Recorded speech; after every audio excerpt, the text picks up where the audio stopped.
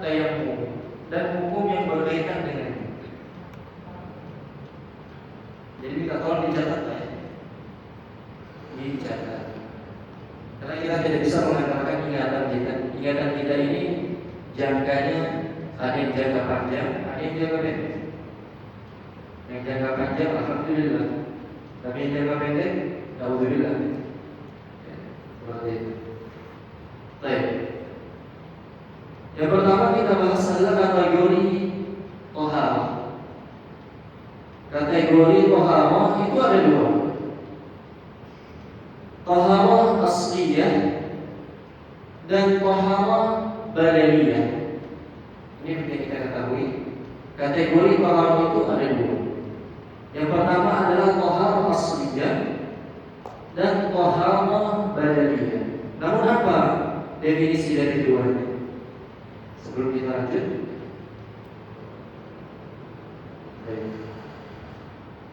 sebelum saya lanjut ada pertanyaan. Tohara itu apa? Awal pertemuan kita sudah pernah bahas. Tohara itu apa? Bersuci. Jadi ada bersuci asliyah dan ada bersuci badaniyah. Nah sekarang kita bahas tohara atau bersuci dalam kategori asliyah. Tohara asliyah adalah kategori bersuci yang menggunakan media asal. Jadi media asal bersuci itu adalah air. Kalau bahasa Inggrisnya water, water, ya, air. Kalau bahasa Arabnya ba'u. Kalau bahasa Jawanya badu. Dan tohara asliyah bisa digunakan dalam dua hal, dan hanya dua hal saja. Yang pertama adalah mandi junub, dan yang kedua adalah berwudu. Sehingga ketika Bapak junub untuk mengangkat hadas besar, maka Bapak harus mandi menggunakan air yang suci dan disucikan. Ketika berwudu juga untuk menghilangkan hadas kecil, Bapak juga harus berwudu untuk menghilangkan hadas kecil dan menggunakan air yang suci lagi mensucikan. Jadi paham Bapak? Nah, ini pembukaan kita supaya nanti tidak bingung.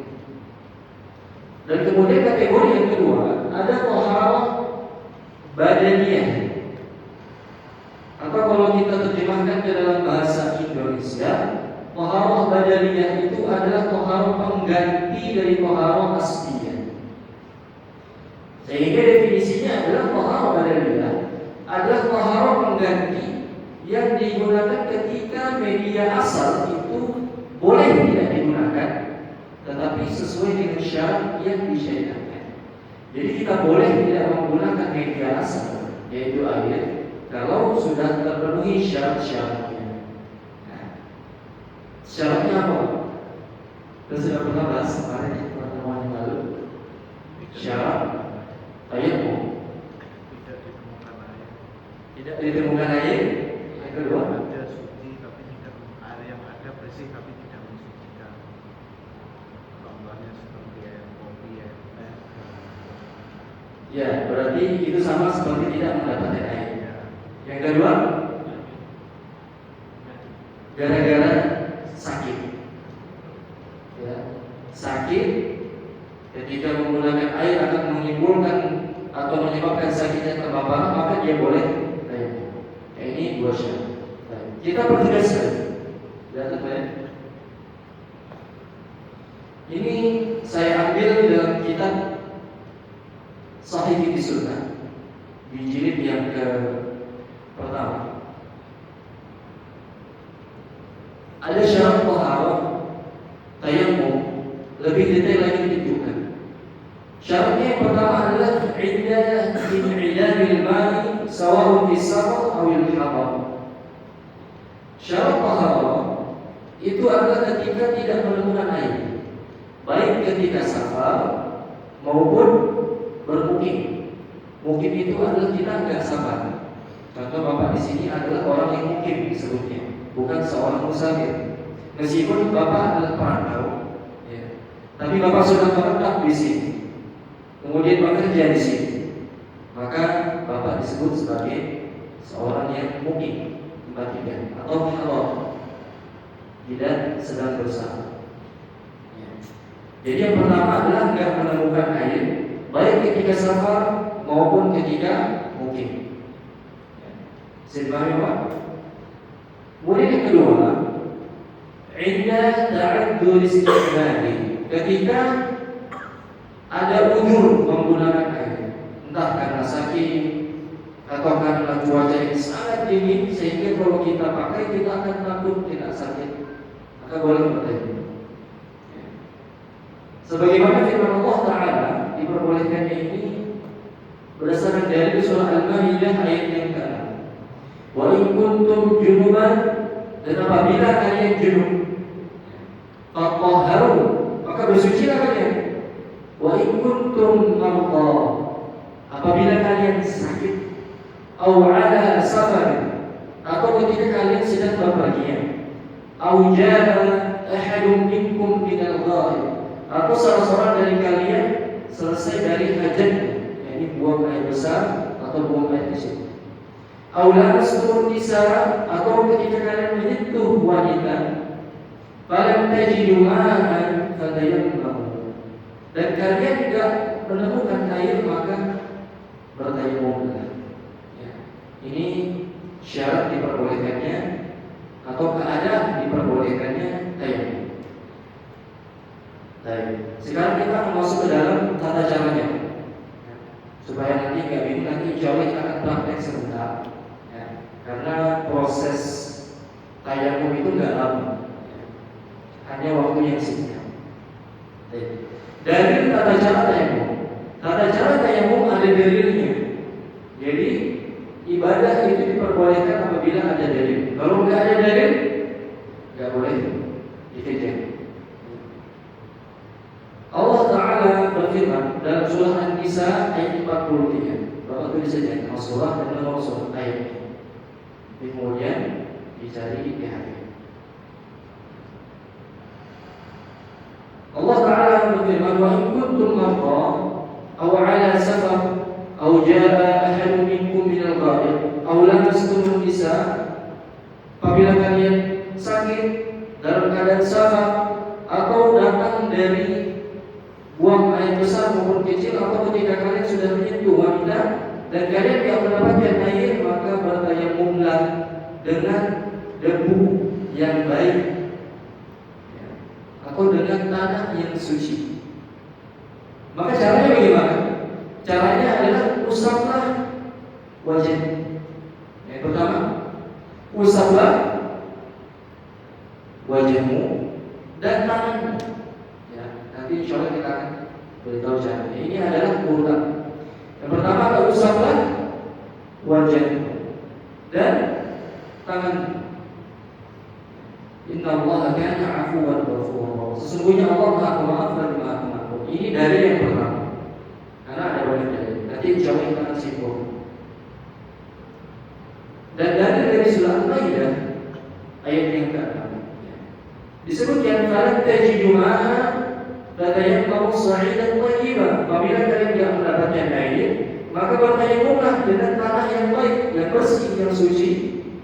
Famsahu biwujuhikum wa aydikum, maka sapulah muka. Masaha yamsahu artinya dalam bahasa Arab itu mengusap. Masaha yamsah, mengusap, ya. Bukan diketuk-ketuk begini, tapi mengusap, ya, basah. Dan sapulah mukamu dan tanganmu dengan tanah itu. Ada dalil yang lain. Ini dalil sejarah. Sejarahnya ada seorang sahabat bernama Ammar bin Yasir radhiyallahu anhu. Beliau mengatakan,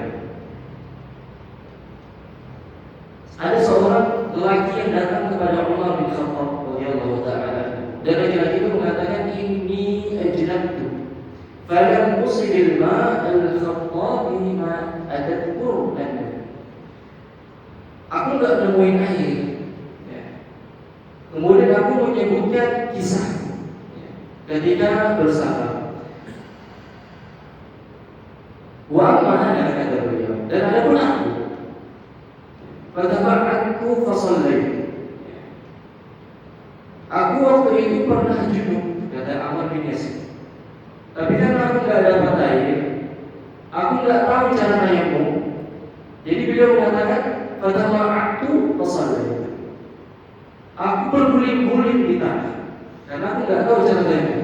Jadi aku berguling-guling di tanah, sehingga aku penuhi badan seluruh tubuh ini dengan tanah. Karena nggak tahu cara tayamum waktu itu. Sahabat nggak tahu cara tayamum. Kemudian beliau melapor kepada Nabi Sallallahu Alaihi Wasallam. Apa kata Nabi Sallallahu Alaihi Wasallam? Inna makana yakfika bikaffaihi al-arba. Sesungguhnya engkau hanya cukup ya, menggunakan telapak tangan. Wa nafakha fihima thumma masaha bihima.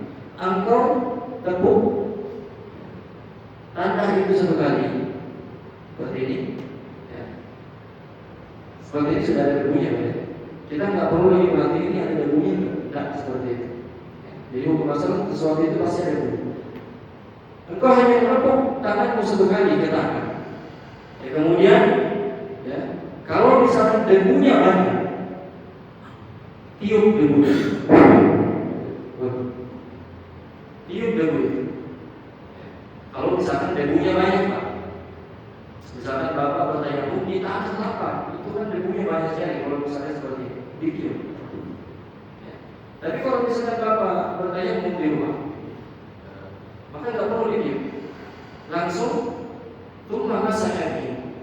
Maka usaplah wajahmu dengan itu. Ya. Lalu kemudian usaplah tangan. Ya. Ini dalam hadis Bukhari dan Muslim. Ada hadis riwayat yang lain. Ammar bin Yasir mengatakan thumma daraba bi yadayhi al-ardha darbatan wahidah. Kemudian beliau sallallahu alaihi wasallam menepuk tanah satu kali. Thumma masaha shimal 'ala al-yamin. Kemudian beliau mengusap shimal 'ala al-yamin. Beliau mengusap tangan kanan dengan menggunakan tangan kiri. Awalnya jadi pertama tepuk, kemudian diusap seperti ini. Tidak perlu gini. Ya, jadi cukup seperti ini. Jadi bagaimana? Wa dhahira kaffaihi wa wajhahu. Ya. Dan kemudian beliau mengusap wajah. Kesimpulan bagaimana? Baik. Kita setelah ini akan praktik insyaallah. Kesimpulannya, dalam riwayat Muslim ini didahulukan mengusap punggung, telapak tangan dan wajah. Tadi kita lihat di dalam ayat Allah mengatakan wamsahu bi wujuhikum, wajah di luar daripada tangan. Sementara dalam hadis tangan di luar daripada wajah. Kok bertolak belakang? Di dalam ayat Allah mengatakan usap wajah di luar baru tangan. Sementara dalam hadis tangan di luar baru wajah. Maka yang Bapak harus ketahui, urutan ini tidak dijadikan kewajiban. Bapak boleh mulai dari mana saja. Mau dari wajah di luar, mau dari tangan di luar boleh. Sehingga misalkan Bapak mau wajah di luar, tepuk wajah, kemudian tangan. Atau ketika Bapak ingin mulai tangan di luar, tepuk tangan di luar, kemudian wajah. Jadi urutannya tidak terjadi syarat. Dan hadis Ammar menunjukkan tayamum itu cukup sekali tepukan. Jadi nggak perlu dua kali. Jadi nggak perlu seperti itu. Ya, jadi nggak perlu pokoknya harus banyak berbunyi. Jangan cukup satu kali saja. Ya. Jadi kurang tepat apabila tepukan itu dilakukan dua kali atau bahkan sampai lebih dari dua kali. Ya. Baik.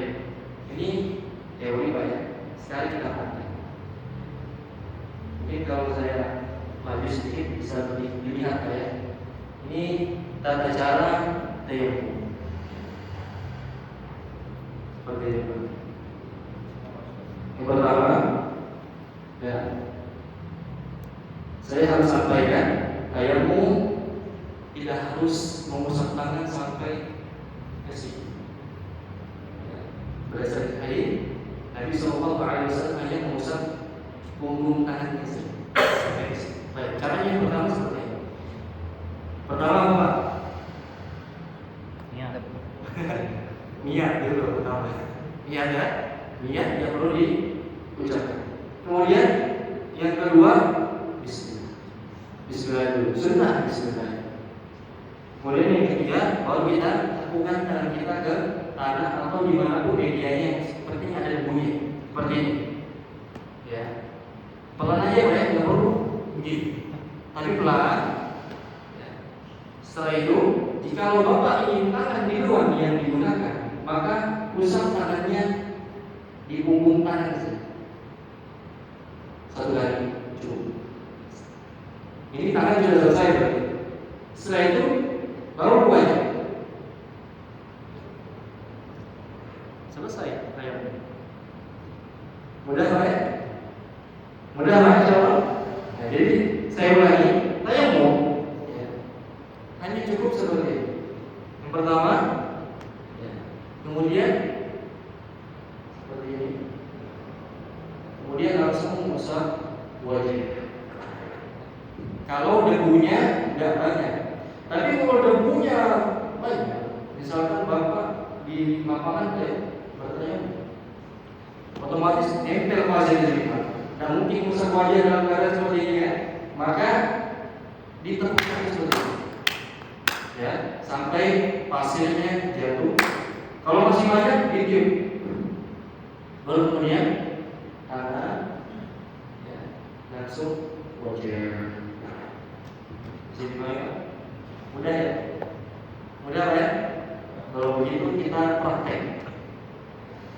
Mungkin di antara Bapak sekarang ada yang maju. Bapak yang kulit kita boleh?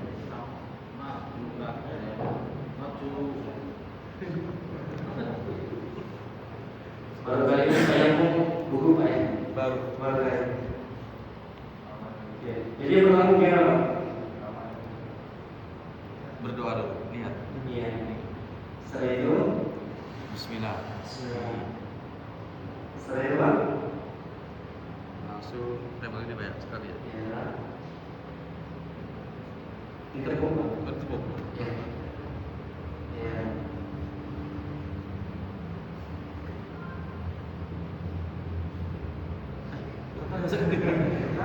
Wajah ketika diusap wajah itu seluruhnya jangan ingat. Ini seluruhnya seperti ini. Kemudian tangan, ya. Setelah itu wajah seluruhnya sampai tersebar semua. Seperti itu. Coba Pak lagi.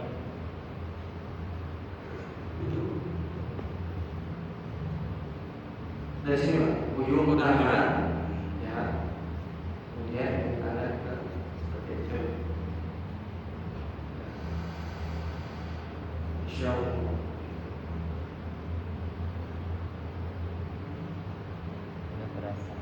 Masya Allah, khusyuk Pak ya. Kayaknya udah perasaan. Baru dari saya orang yang sangat khusyuk. Satu lagi boleh? Oke.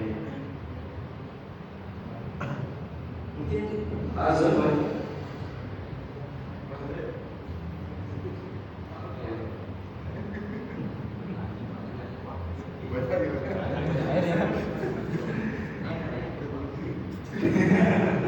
Guling-guling nih kalau saya. Iya. Yang pertama, Pertama berniat, setelah itu Bismillah. Oke, mulai. Iya. tepuk Pak. Iya.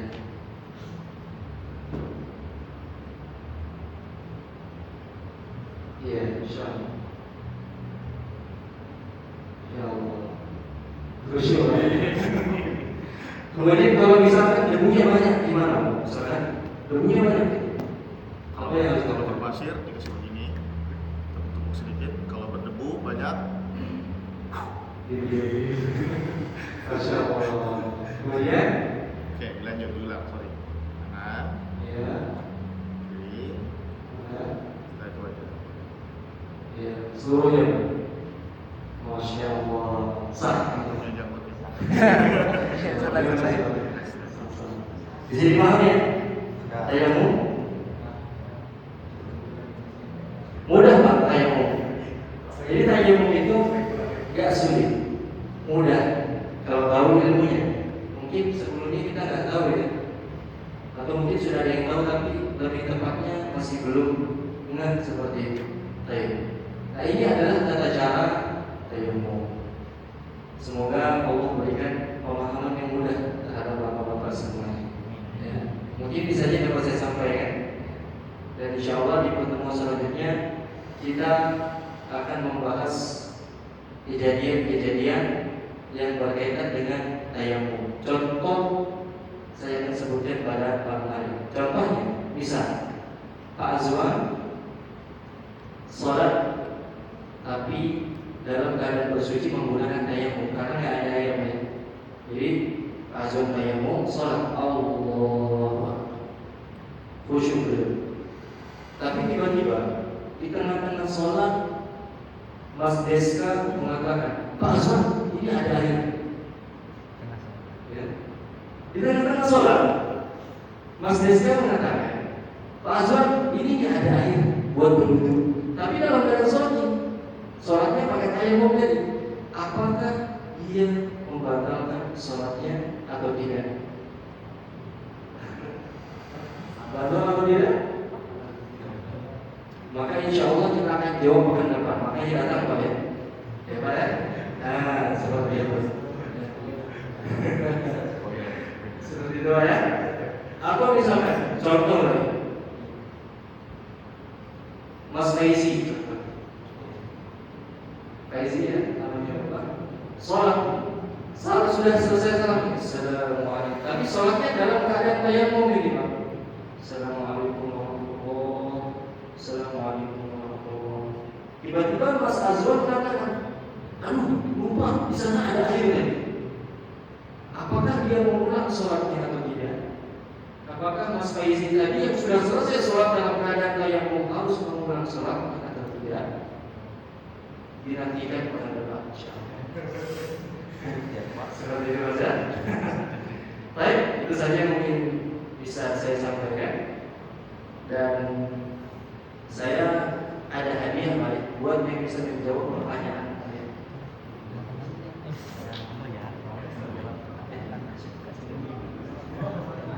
Silakan.